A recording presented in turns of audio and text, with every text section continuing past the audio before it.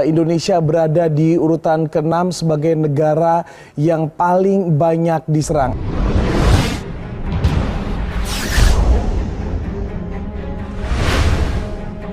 Di Indonesia, selain punya tentara militer untuk membela negara, ternyata juga memiliki pasukan hacker yang siap berperang jika ada usikan, gangguan atau hal-hal yang meresahkan Indonesia dari luar. Mereka biasa disebut dengan cyber squad atau tentara cyber. Walaupun secara resmi bala tentara ini tidak memiliki legitimasi secara hukum atau berbentuk badan nasional, akan tetapi jumlahnya cukup banyak dan siap menggempur siapa saja yang melangkahi kedaulatan dan harga diri Indonesia. Berikut ini adalah aksi-aksi para hacker tanah air ketika melawan serangan cyber dari luar atau juga saat negara lain mengganggu Indonesia.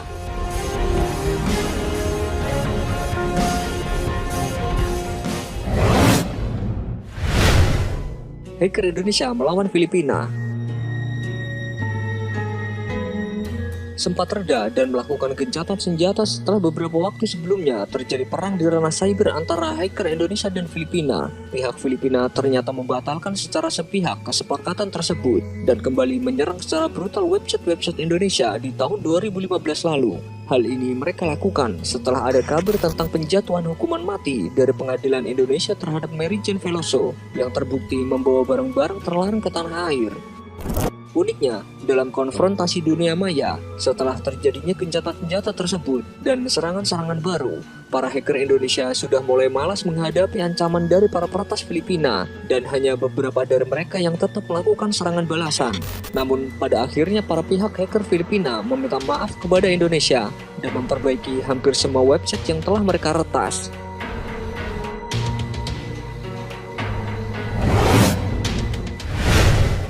Hacker Indonesia melawan Israel.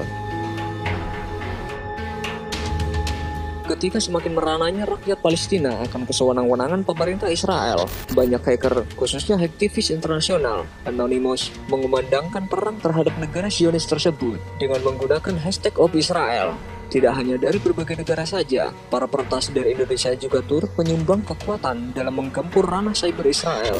Akan tetapi, serangan dari Indonesia justru ditanggapi dingin dan dicemooh oleh para peretas dari Israel dengan mengatakan bahwa serangan tersebut hanya sedikit melukai saja dan mirip ulah anak kecil saja.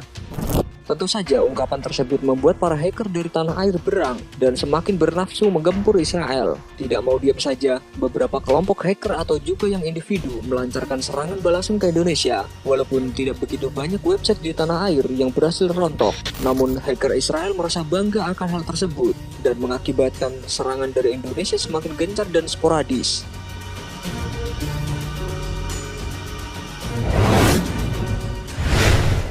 Hacker Indonesia melawan Bangladesh.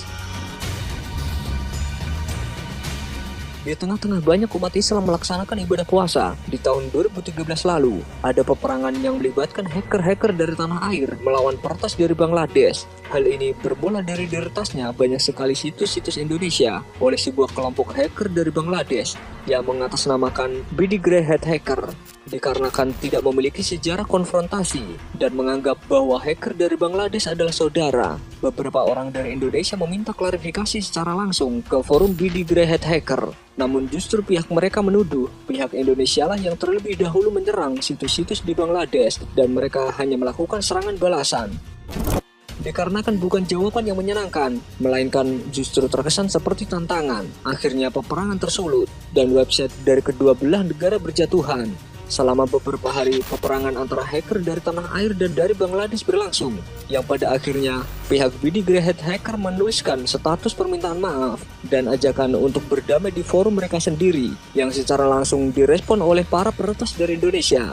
Seketika itu, serangan mulai berhenti.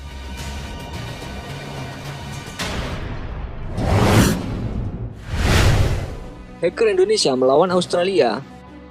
Sekelompok peretas asal Indonesia melumpuhkan ratusan situs Australia sebagai aksi protes atas dugaan spionase. Setelah harian Australia, The Sydney Morning Herald mempublikasikan aksi spionase pemerintah dari negara kanguru tersebut terhadap Indonesia, kondisi kedua negara menjadi memanas. Masalah ini diperparah dengan serangan defacing, spoofing, dan hacking yang mengatasnamakan Anonymous Australia. Tentu saja tidak mau berpangku tangan saja, banyak hacker Indonesia yang bergerak dalam kelompok atau yang individu melancarkan serangan belasan ke pihak Australia. Hasilnya ratusan website Australia yang mayoritas milik pribadi atau umum menjadi korban phishing, spoofing, sampai hacking yang menghapus database-nya. Hanya dalam waktu hitungan jam saja, Anonymous Australia memberikan klarifikasi bahwa pihak yang melakukan serangan tersebut memang ada yang berasal dari negara mereka, tetapi mereka benar-benar tidak melakukannya. Bahkan Anonymous Australia juga bersedia memberikan bantuan kepada para hacker Indonesia untuk bersama menggempur situs-situs pemerintahan dan memohon agar para peretas dari tanah air berhenti menyerang website publik.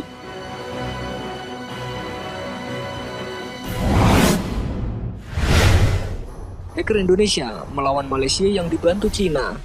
Hubungan yang memanas antara Indonesia dengan Malaysia ditandai aksi para hacker Indonesia. Mereka menyatakan perang secara online dengan Malaysia pada hari kemerdekaan negara jiran tanggal 31 Agustus. Bukan hanya sekali saja hacker Indonesia berseteru dengan para hacker dari negeri jiran Malaysia. Ada beberapa peperangan yang pernah terjadi di antara keduanya ketika munculnya hashtag of Australia karena pemerintah Australia melakukan aksi penyadapan dan para hacker Indonesia menggempur website di negara tersebut. Munculnya satu rumor yang mengatakan bahwa ada oknum yang sengaja memancing di air keruh dan menurut pelacakan IP-nya berasal dari Malaysia. Dikarenakan hal tersebut, para peretas dari tanah air berbalik arah untuk melancarkan serangan ke website-website Malaysia dan berimbas pada bertumbangnya banyak sekali situs negeri jiran tersebut. Selain kesal karena isu adu domba ini, para hacker Indonesia ternyata mengusung misi lain dalam penyerangannya itu yang didasari oleh rasa tidak senang akan ulah Malaysia yang dengan seenaknya mengklaim banyak hal di Indonesia serta perlakuan kasar terhadap para TKI di negara mereka. Tentunya dikarenakan serangan tersebut, beberapa kelompok hacker dari Malaysia juga melancarkan serangan balasan dan aksi phishing, spoofing, sampai dengan serangan DDoS bermunculan dari kedua negara. Beberapa hari setelah peperangan dilakukan, secara tiba-tiba kedua belah pihak saling mengendurkan serangan dan melakukan wait and see tanpa ada klarifikasi lebih lanjut. Selanjutnya, di tahun 2009 lalu, ada sebuah serangan beruntun ke ranah internet Indonesia yang dilakukan oleh para peretas dari Malaysia yang mendapatkan dukungan dari para hacker dari Cina. Tentu saja tidak mau berpangku tangan saja, para peretas dari Indonesia melakukan serangan balasan, walaupun mereka dikeroyok para hacker dari dua negara. Aksi tersebut bermula dari direbutnya Sipadan dan Ligitan oleh Malaysia yang akhirnya menaikkan tensi antara kedua negara. Banyak situs-situs dari ketiga negara yang tumbang karena serangan cyber ini. Bahkan kelompok peretas dari Yogyakarta juga memberikan tantangan keras kepada hacker-hacker kedua negara tersebut.